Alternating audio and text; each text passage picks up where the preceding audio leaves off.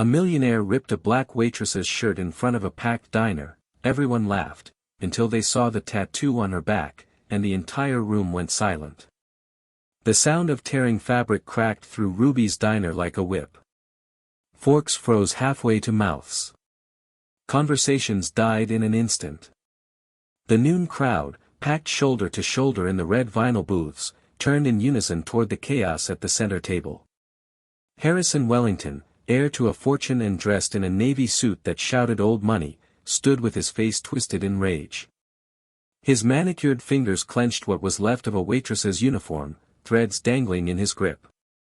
Destiny Johnson stood rigid, the shreds of her shirt slipping from her shoulder. She should have looked humiliated. She should have looked small. Instead, something seared the air. Ink, black against her dark skin, blazed under the fluorescent lights. An eagle with wings outstretched, paratrooper insignia, numbers bold enough to silence even the clink of silverware, 82nd Airborne.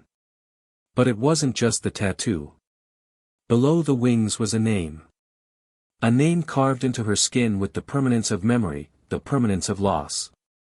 Harrison saw it and faltered as if he had been struck in the chest. His arrogance crumbled, replaced by something sharp and unfamiliar, fear. Chairs creaked as customers shifted, the diner filled with a silence that roared louder than any protest. In the far corner, an old man in a faded army cap lowered his coffee cup with trembling hands. His eyes narrowed, and recognition flickered there, the kind of recognition born only from shared battlefields and graves left behind. He whispered the name under his breath, and though no one else heard, his lips formed words that made his own face go pale. Harrison stumbled backward, nearly tripping over a chair. The wealthy developer who had swaggered into this diner countless times before now looked as if the ground had given way beneath him. Destiny did not move. She did not cover herself. She did not break eye contact. She stood as if the weight of every humiliation, every insult, every scar she carried had been welded into steel. Her chest rose and fell slowly, controlled, while the shredded fabric dangled at her side like the remains of a flag after a battle. The old veteran at the corner table finally pushed his plate away. His voice carried just enough to be heard. That tattoo, that name. He didn't finish. He didn't need to. The silence filled in the rest. Every eye in the diner darted between Harrison's paling face and the ink on Destiny's shoulder blade. The man who claimed to own the town was suddenly the one cornered, exposed, undone not by fists or weapons but by history carved into skin. The bell over the door jingled as if the building itself had gasped. The spell of silence lingered, heavy, suffocating, until the moment stretched into something unbearable. And in that unbearable pause, one truth pressed against every heart in the room: there was a story behind that tattoo, a story powerful enough to bring a millionaire to his knees. The black Porsche 911 sliced through the streets of Millbrook like a blade through ribbon. Afternoon light bounced off the polished hood as if the town itself had been forced to admire its owner. Behind the tinted glass, Harrison Wellington adjusted his platinum Rolex and leaned back, surveying his kingdom. Half the main street lay gutted, piles of bricks and dust where family businesses had once stood. In their place, glass towers rose like monuments to his will. Bulldozers rumbled. Cranes clawed at the autumn sky. Leaves skittered across the pavement in bursts of orange and red, caught in the whirlwind stirred up by machines of progress. Harrison smiled. To him, the chaos wasn't destruction. It was creation. His creation. He remembered his grandfather's land deals, his father's ruthless expansions. Now it was his turn to carve his name into the bones of Millbrook. The car slowed as he approached the one blemish that refused to yield. Ruby's Diner. A squat brick building with a red and white awning that fluttered stubbornly in the wind, curtains hand-stitched decades ago still hanging in its windows. The sign read Ruby's Home Cooking since 1987, but to Harrison it might as well have screamed defiance. That diner had no place in his vision of steel and glass. "Sir," his assistant's voice crackled through Bluetooth, "Ruby still refuses to sell." She hung up on me again. Harrison's jaw tightened, his knuckles whitening around the steering wheel. Then we escalate. File noise complaints. Triple the health inspections. Make her life hell until she begs me to buy her out. He parked across the street and studied the diner as though it were a fortress he was destined to conquer. Inside, through the window, he saw the silhouette of Ruby Patterson herself, hair gray, apron dusted with flour, wiping tables with the same slow precision she had for 37 years. Harrison sneered. People like her clung to the past, blind to progress, standing in the way of his empire. He had crushed men far more powerful than a tired old woman. She would fall. They all did. As the Porsche purred away, the diner grew smaller in the rearview mirror, but Harrison's hunger grew larger. He would own every inch of this town, and no sentimental relic was going to stop him.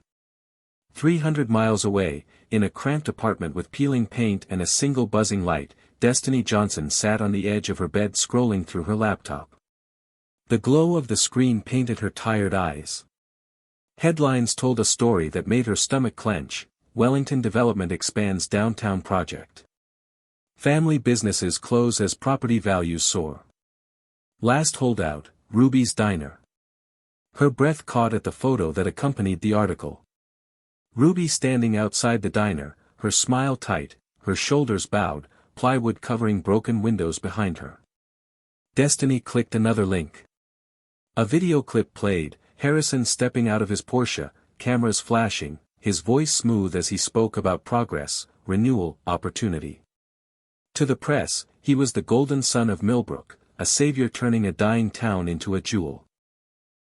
But Destiny recognized the tone, the posture, the easy cruelty tucked behind his smile. She had seen it before in Afghanistan, in men who called themselves leaders but thrived on the fear of others. Her bank account sat nearly empty, eviction notice waiting at her door, and yet the only thing she could think of was Ruby. The woman who had fed her pies after school, who had been there when her grandmother passed, who had offered a place at the diner when Destiny needed family. She traced her finger along Ruby's photograph on the screen. The woman looked smaller than she remembered. Defeated. Alone. Destiny closed the laptop. Outside, rain tapped at the thin glass of her window. She lay back on the mattress, staring at the ceiling, the name Ruby Patterson echoing in her mind. In another part of the country, Harrison dreamed of tearing that name off the front of a diner and replacing it with his own. Two lives on different roads, moving fast, but toward the same collision. The outcome already written in the silence of a crowded diner, waiting to be revealed. The mirror in Destiny Johnson's bathroom was cracked down the middle, splitting her reflection into two uneven halves. One eye looked steady, the other fractured, a soldier and a stranger staring back at each other. The air smelled faintly of mildew, the paint on the ceiling peeling in curling strips. Her hands gripped the sink, knuckles white, as a sound from memory bled into the silence. Distant gunfire. The thud of helicopters. A scream that never really ended. She blinked, shook her head hard, and the room came back into focus. Just a sink. Just an old apartment in Cincinnati. Just another night of pretending she was fine. Her phone buzzed on the counter. Ruby's number glowed across the cracked screen. Destiny hesitated, thumb hovering before pressing call. The line rang 3 times before Ruby answered. The old woman's voice was thinner than Destiny remembered, a tremor hidden beneath every word. "Ruby, it's me, Destiny." For a moment there was only static, then a rush of breath. "Destiny, oh my goodness, baby, it's been so long. How are you, where are you calling from?" Destiny forced a smile into her tone. "I'm okay. Still in Cincinnati. How's the diner?" Ruby's reply came too quickly, too brightly. "Same as always, keeping busy, nothing to worry about." But the lie was obvious. Destiny had grown up with Ruby. She knew the difference between her tired voice and her worried one. This wasn't tired. This was fear. "What's wrong, Destiny asked quietly. Ruby coughed, changed the subject, talked about church ladies and pie recipes, her voice skipping like a needle on a broken record. Then she said she had to go, and the line went dead. Destiny sat on the edge of her unmade bed, phone still in her hand, listening to the hollow silence of someone who had just been pushed away. She opened her laptop again, pulled up the news article she had read earlier, Ruby's photo framed by broken glass and plywood. The words blurred as her eyes filled. Her pulse raced, the walls seemed to close in, and for a moment she couldn't breathe. The old sensation crept in, the one she hated most, the suffocating mix of panic and shame. Afghanistan was thousands of miles away, but her body didn't know the difference. She pressed her palms to her temples, fighting the memory of smoke, sand, and the metallic tang of blood. She had left Millbrook to escape the smallness, to prove she could be more than a forgotten waitress in a forgotten town. She had gone to war to find herself. Instead she came back with scars no one could see and nightmares she couldn't silence. And now the one person who had always been her anchor was drowning, and Destiny was paralyzed by her own ghosts. She stared at the eviction notice pinned to the wall, the stack of unpaid bills, the duffel bag half-packed from a life of running. She thought about staying, about pretending Ruby would be fine, about convincing herself that it wasn't her fight. But her chest tightened with a different truth. She remembered Ruby's kitchen, the smell of biscuits in the oven, the steady hands guiding hers when she was 12 and grieving her grandmother. Ruby had given her a place to belong once. Could she really abandon her now? Destiny stood, grabbed the duffel, shoved the rest of her belongings inside with trembling hands. She slung the bag over her shoulder, picked up another, and walked out into the cold night. Her old Toyota sat in the street under a broken street lamp. The engine coughed to life as if it too doubted the journey ahead. The city lights of Cincinnati faded in her rearview mirror as miles of highway unspooled before her. Gas station coffee and determination would have to keep her awake. Every mile was a battle with doubt, with the voice whispering that she was too broken, too unstable, too lost to help anyone else. But beneath it all, another voice pushed through, quiet but firm. Sometimes you don't get to choose when the war finds you again. By the time the sky began to pale on the horizon, Destiny was already halfway to Millbrook, chasing a past she had tried to bury and a future she could no longer avoid. Morning light crept over Millbrook like a reluctant guest, pale and weak against the boarded windows of Ruby's diner. Destiny parked her beat-up Toyota at the curb and stepped out, her boots crunching on glass that glittered like frost across the sidewalk. The diner looked smaller than she remembered, wounded and tired, its red awning torn and flapping in the breeze like a flag after battle. Black spray paint screamed across the brick wall in uneven letters, "Sell or else." Destiny's stomach tightened. She pushed open the door and the little bell above it gave a broken jingle, the kind of sound that didn't belong in a place like this. Inside, the damage was worse. Tables shoved aside, chairs scarred and overturned, the register dented from a deliberate blow. The air smelled faintly of smoke and bleach, as if Ruby had tried to scrub away the violation but couldn't. From the back, Ruby Patterson emerged with a rag in her hand, moving slowly, her hair tied back, her face lined with exhaustion. She froze when she saw Destiny. "Child, I told you not to come." Destiny gestured at the destruction around them. "This isn't just repairs, Ruby." Ruby's mouth tightened. "Kids, probably. Teenagers making trouble. It happens." Destiny shook her head. "Don't lie to me. I've seen this before." This was planned, precise, meant to hurt without burning the whole place down. Ruby turned away, fiddling with chairs that didn't need straightening. "It's nothing I can't handle. You should go back home, baby. This town isn't safe." "Then why are you staying?" Destiny asked, her voice harder than she intended. Ruby's hands gripped the chair until her knuckles turned white. "Because this diner is all I have left. Harold built these booths with his own hands. Grace learned to count money at that register. This place is my life. If I leave, I lose everything. Her voice cracked, but she forced it steady. And if I stay, they'll destroy me piece by piece. Destiny stepped closer, lowering her voice. Who is it, Ruby? Who's doing this? Ruby hesitated, then exhaled as though the weight had become too much. Harrison Wellington. He wants this block for his condos. He offered money. I said no. Now this. Destiny's jaw clenched. Of course it was him. Same arrogance she had seen on her laptop, dressed up as progress. Ruby caught the fury on Destiny's face and reached for her arm. Don't, she whispered. Please, don't get involved. They'll crush you like they're crushing me. Destiny studied her, saw the tremor in her hands, the exhaustion in her eyes. This wasn't just fear of losing a building. This was a woman worn down by years of standing alone. But there was something else too, something buried beneath the exhaustion, and Destiny pressed. Why fight this hard, Ruby? Why not take the money and walk away? Ruby's gaze drifted to the wall where old photographs hung in dusty frames. Families in black and white, kids with birthday cakes, church groups gathered for Sunday dinners. She touched one gently, her finger trembling. Because once, this diner was the only place in Millbrook that would serve black customers. The words landed like a stone in the room. During segregation, every other restaurant turned us away. Mrs. Patterson, the white woman who first owned this place, refused to give in. She served everyone, no matter their color.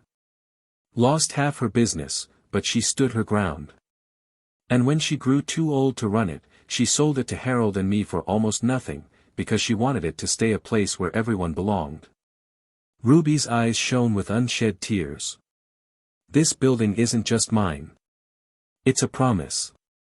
A promise that Millbrook could be better than it was. That's why I can't sell, not to him, not to anyone who would erase what it stands for. Destiny felt her throat tighten. She looked at the broken windows, the scarred walls, and for the first time she understood. This wasn't just about property. It was about history, about dignity, about a legacy carved into brick and mortar. And it was under siege. Ruby's shoulders sagged as if confessing had drained the last of her strength. Please, Destiny. Don't fight this battle for me. It's already lost. Destiny reached for the old woman's trembling hand, gripping it firmly. No, Ruby. It's only lost if you stop fighting.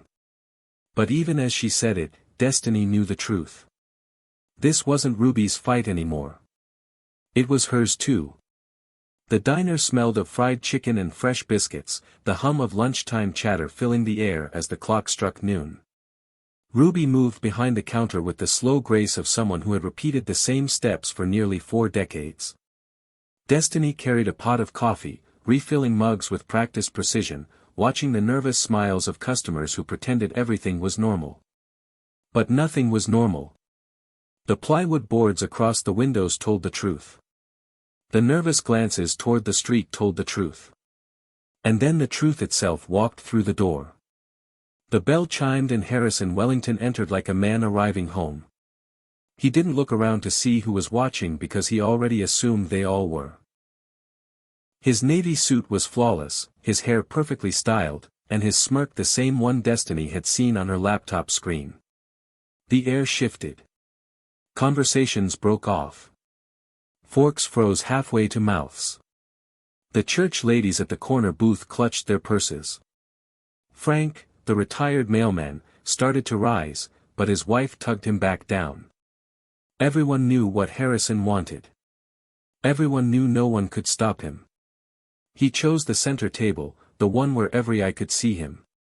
He pulled out his chair with exaggerated calm, sat, checked his watch, and sighed loudly. Service in this town keeps getting worse, he said, not to Destiny but to the room itself. A ripple of discomfort passed through the diner. Destiny approached, setting down a menu and glass of water, her voice level. Welcome to Ruby's. What can I get you today? His eyes scanned her slowly, not like a man admiring beauty, but like someone cataloging property. Coffee. Black. And make sure the cup is clean. I have standards. The insult was deliberate, sharp enough to cut. Destiny kept her face still, poured the coffee, set it down carefully. Harrison ignored her, pulling out his phone, speaking loudly enough for every corner of the diner. Cancel my 2 o'clock. I'm dealing with some local resistance. Nothing I can't handle. Just a matter of convincing a stubborn old woman to see reason. He glanced toward Ruby, savoring the way her hands shook as she wiped down the counter. Destiny stepped back, pulse rising. Harrison sipped his coffee, then made a face of exaggerated disgust. With a flick of his wrist, he tipped the cup, spilling dark liquid across the table and onto the floor.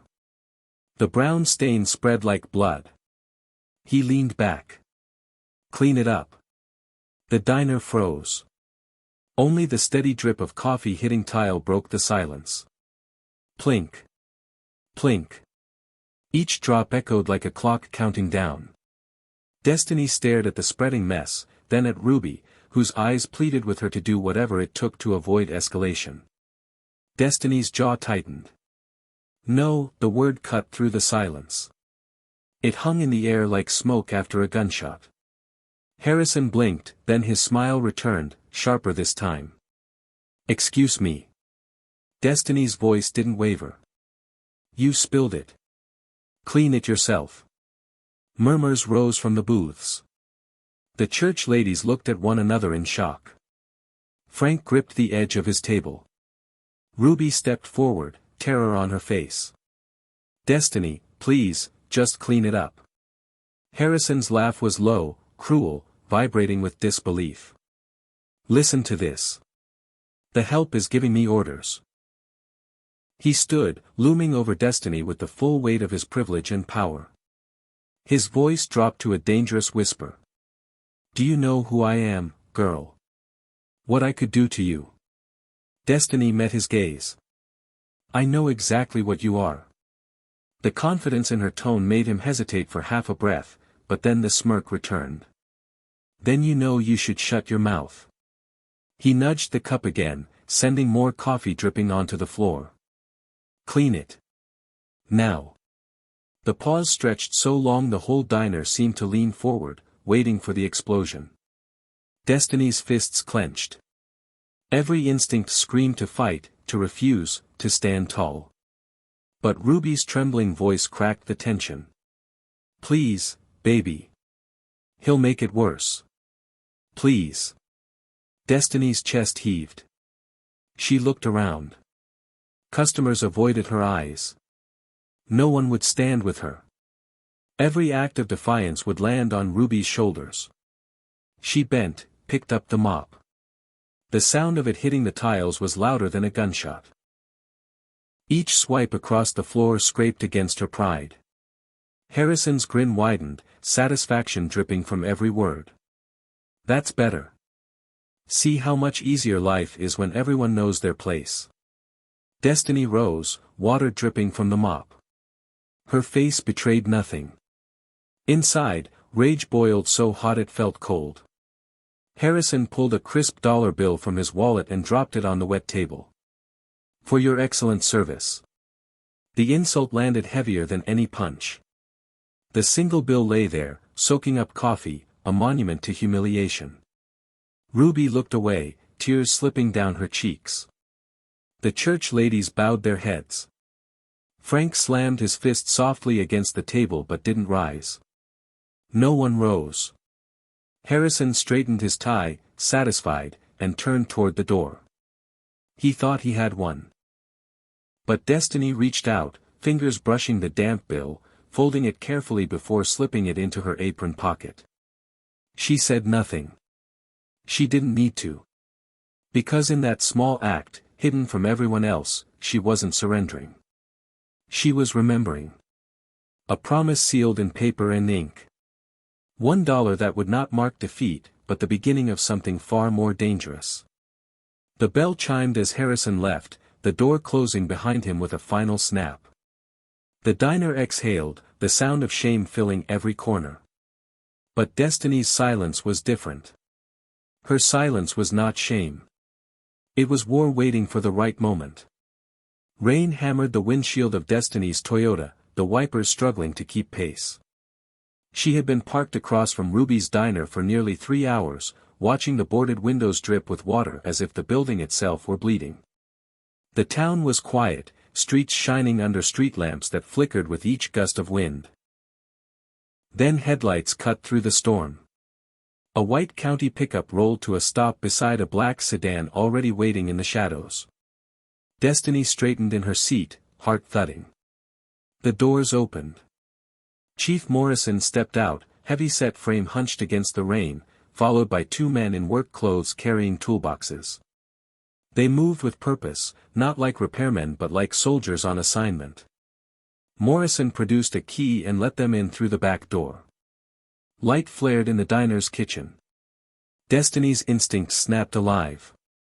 Surveillance mode.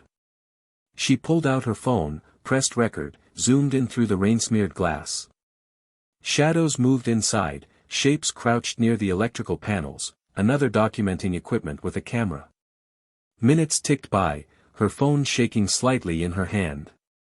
Then her screen lit up. A text from an unknown number. Stop watching or join them inside. Cold shot through her veins. She scanned the street, eyes darting from shadow to shadow. Another message arrived. Come in now or we call this breaking and entering. Destiny swallowed hard. Someone was watching her watch them. She checked her mirrors, spotted the black sedan's passenger window cracked open despite the rain. Someone inside, phone glowing faintly. She gripped her camera tighter. She couldn't walk away. Not now. The recording would be useless if she didn't push further. She stepped out into the rain, hood pulled up, walked to the diner's front door, and slipped the key Ruby had given her into the lock. The hinges groaned. Inside, the smell of damp plaster and smoke clung to the air. Chief Morrison turned, his oily smile spreading as if he had been expecting her. Evening, Ms. Johnson. Harrison said you might cause trouble. Just in time for a safety inspection. The 2 workers didn't look up, one kneeling at the gas line, the other adjusting wires with suspicious care. Destiny kept her voice calm.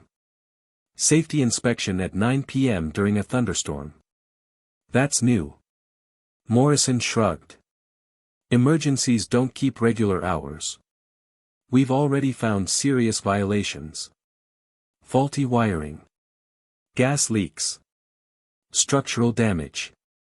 Real dangerous. The man at the gas line held up a beeping device, its red light flashing. Leak's been active for months. Lucky we caught it before an explosion. Destiny's eyes narrowed. The setup was obvious, the choreography too perfect. She'd seen it before overseas, corrupt officials staging crises to force compliance. Morrison spread forms across the counter, thick with signatures and seals. 15,000 for repairs, maybe more. Unless of course Ruby sells. Then Wellington Development takes care of everything. Destiny stepped closer, scanning the papers without touching them. Interesting. This condemnation notice is dated 3 hours before your inspection began. Morrison's smile faltered for half a second, then returned. Paperwork moves faster than you think. Her phone buzzed again. A new text. Recording us won't help. Delete it now. She froze. Slowly, her gaze drifted across the diner. Behind the counter, tucked between coffee supplies, a small device blinked red. Surveillance equipment. Professional grade. They hadn't just staged a safety inspection, they had wired the diner to watch and listen. She looked directly at the device, voice steady. You missed something. The 2 workers paused, glancing at each other. Morrison tilted his head. Excuse me. Destiny lifted her phone slightly. Everything you've done tonight is already recorded. And I wasn't the only one watching. The bluff slid off her tongue like a blade. Morrison's jaw tightened. The worker at the gas line muttered something under his breath. The storm outside cracked with thunder, shaking the windows. For a moment the entire diner felt suspended in the sound, as if the rain itself were holding its breath. When the thunder rolled away, the reality remained. This wasn't vandalism anymore. This wasn't intimidation. It was a coordinated campaign of destruction, corruption backed by official seals and forged inspections, a net cast so wide it caught anyone who dared to resist. Destiny felt the weight of it pressing in, but her fears sharpened into something colder. They wanted her to break. They wanted Ruby to surrender.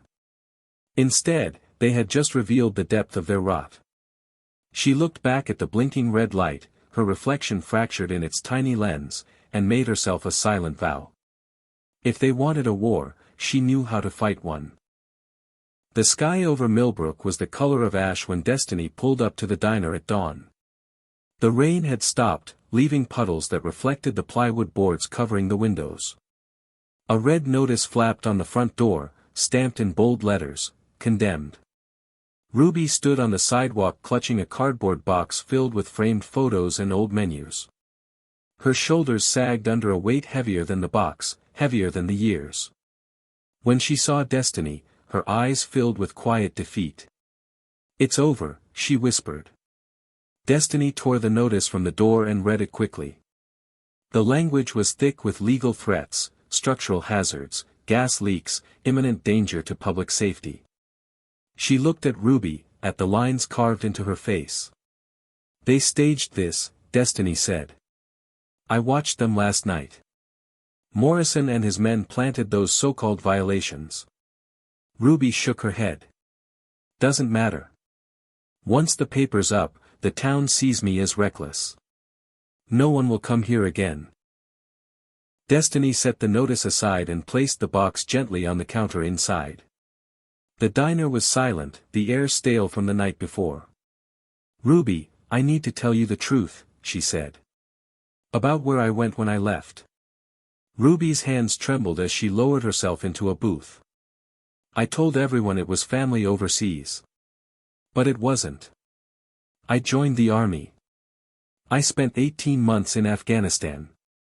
I saw villages broken by men just like Harrison, rich, powerful, untouchable. They used fear, fake inspections, corrupt officials. Exactly what's happening here." Ruby's eyes searched hers, filled with surprise and pain. "Why didn't you tell me?" Destiny's throat tightened. "Because I was ashamed. I came back with scars, nightmares, a discharge that felt like failure. But last night, watching them, I realized those scars weren't weakness. They were training." Ruby let the silence settle. Then she looked toward the wall where the old photographs hung. She reached up and pulled one down. A faded picture of a white-haired woman behind the counter, serving a black family during segregation. "You see her," Ruby said softly. "Mrs. Patterson. She owned this diner before me. When the town council demanded she segregate, she refused. They boycotted her, threatened her, nearly destroyed her. But she stood firm. She lost almost everything. And when she couldn't keep going, she sold it to Harold and me for a fraction of what it was worth. Said she wanted it to stay a place where everyone belonged." Ruby's voice grew stronger as she spoke. "So don't think I haven't fought battles. I watched this woman take on the whole town to do what was right. I watched my husband hammer these booths with his bare hands to keep her promise alive. This place isn't just walls and counters. It's resistance written in brick." Destiny stared at the photograph, at the proud tilt of Mrs. Patterson's chin. Two women separated by time, both refusing to bend. She felt the pieces locked together, her training, her scars, Ruby's history, this diner's legacy. It wasn't just her fight. It wasn't just Ruby's. It was a war passed down through generations, waiting for someone to pick it up again. Ruby reached across the table, gripping Destiny's hand with surprising strength. They want us to believe we're alone. But we're not. You have your battles behind you. I have mine. Together we have enough. Destiny squeezed back, a fire rising where only ashes had been hours ago. Then we stop hiding.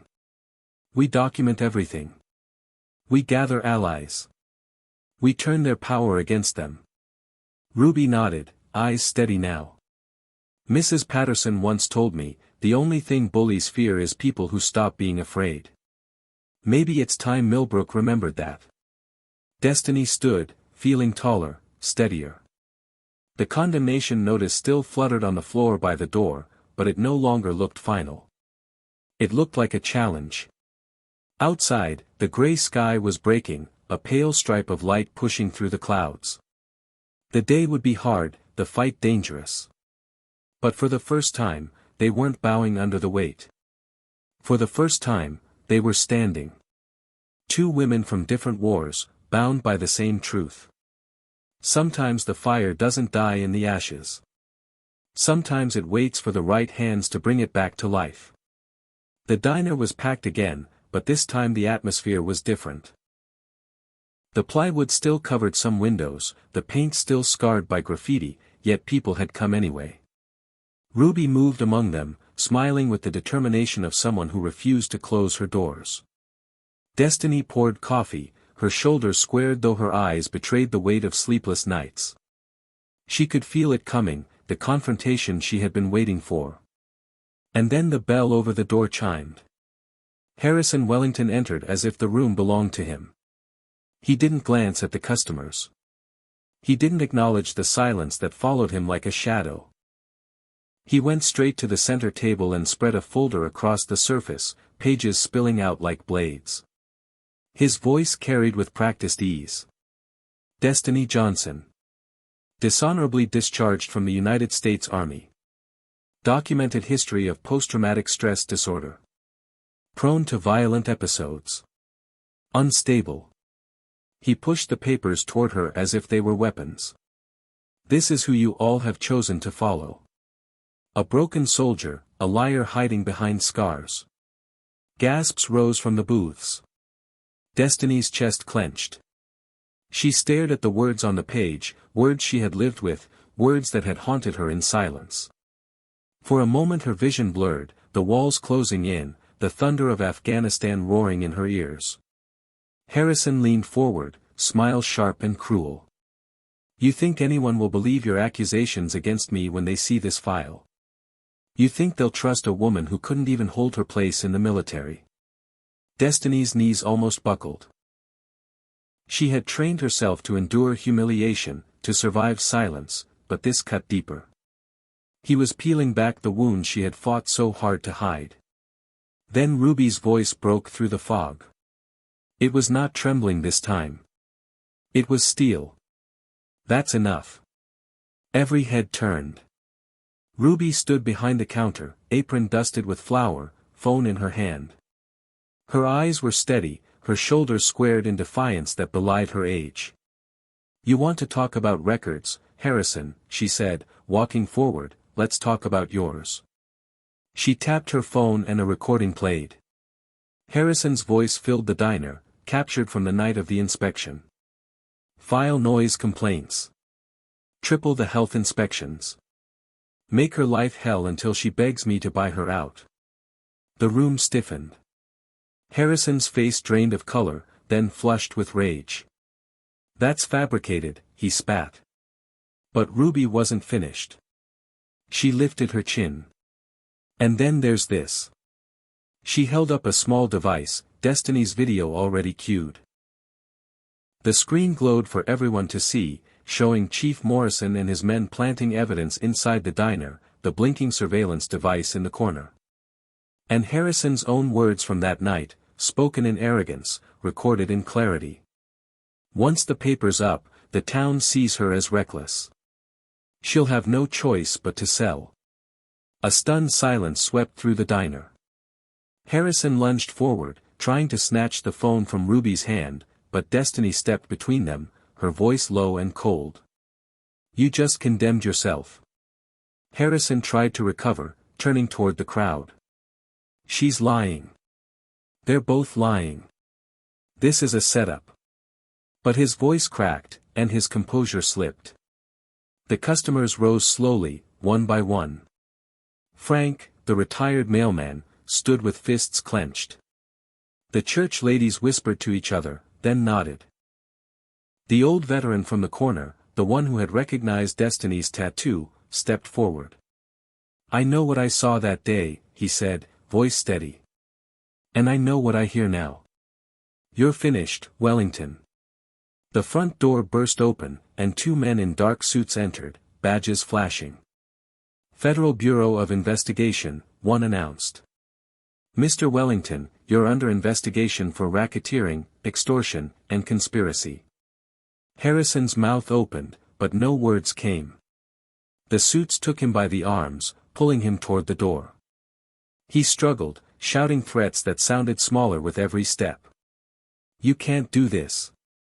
I own this town." But the town was no longer listening. The bell jingled as the door shut behind him, his voice cut off by the storm outside. For a long moment, silence reigned. Then the diner erupted, not with fear, not with shame, but with applause. Customers clapped, some cried, some hugged Ruby where she stood trembling but unbroken. Destiny exhaled, a weight lifting from her chest that she had carried for years. Ruby touched her arm. "Baby, you see. Sometimes the truth doesn't whisper. Sometimes it roars." 6 months later, the diner looked new again. The awning had been replaced, the windows clear, the sign painted bright red and white. Families filled the booths. Children laughed at the counter, their voices echoing against fresh plaster. On the wall, framed in glass, hung a single dollar bill, stained faintly with coffee. Beneath it, a plaque read, "Paid in humiliation, redeemed in justice." Destiny stood by the window, watching the sunlight spill across Millbrook.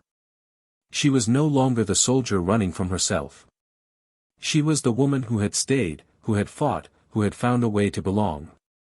Ruby bustled past with a tray of pies, still strong, still smiling.